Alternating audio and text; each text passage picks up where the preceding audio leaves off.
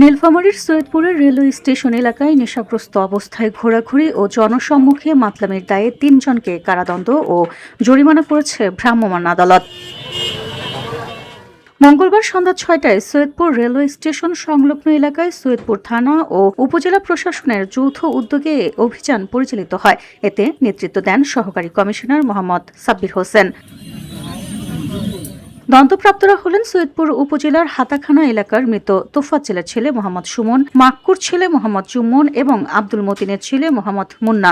এর মধ্যে মোহাম্মদ সুমনকে ৪ মাসের কারাদণ্ড ও ১০০ টাকা জরিমানা করা হয়। এছাড়া মোহাম্মদ জুম্মন ও মোহাম্মদ মুন্নাকে ১ মাস করে কারাদণ্ড এবং ৫০ টাকা করে জরিমানা প্রদান করা হয়। অভিযান সংশ্লিষ্ট সূত্রে জানায়, দীর্ঘদিন ধরে রেলওয়ে এলাকায় নেশাগ্রস্তদের আনাগোনা ও বিশৃঙ্খলার অভিযোগ আসছিল। এর প্রেক্ষিতে প্রশাসন তাৎক্ষণিকভাবে অভিযান পরিচালনা করে ভ্রাম্যমাণ আদালতের মাধ্যমে দৃষ্টান্তমূলক শাস্তি নিশ্চিত করে।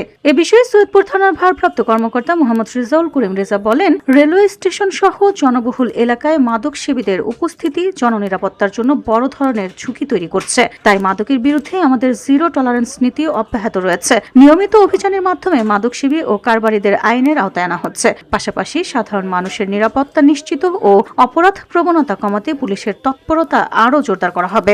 নিয়মিত অভিযানের ধারাবাহিকতায় আজকে আমরা এখানে মাদক বিরোধী অভিযান করি। এটা মাদক বিরোধী অভিযান আমি নিজেই নেতৃত্ব দেই। এখানে আমরা মাদক সেবন করে এখানে রেল লাইনের আশপাশ এলাকাতে মাতলামি অবস্থায় ঘোরাফেরা এবং শান্তি বিঘ্ন করার অপরাধে আমরা এসিলেন্ট সহ এখানে যৌথ অভিযান করে ৩ জনকে সাজা প্রদান করি।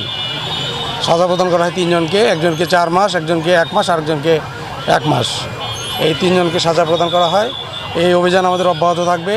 সৈয়দপুর এলাকার আশপাশ সহ বিভিন্ন মহল্লা সব জায়গাতেই অভিযান চলবে। মাদকের বিরুদ্ধে জিরো টলারেন্স এবং আমরা যুদ্ধ ঘোষণা করেছি।